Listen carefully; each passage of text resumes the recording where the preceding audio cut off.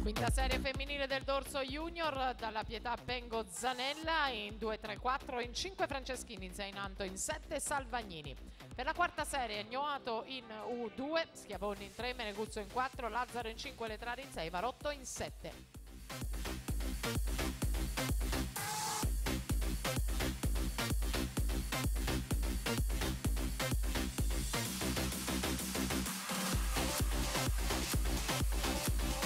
Intanto la Franceschini Idros 34,57 vince la Serie 5.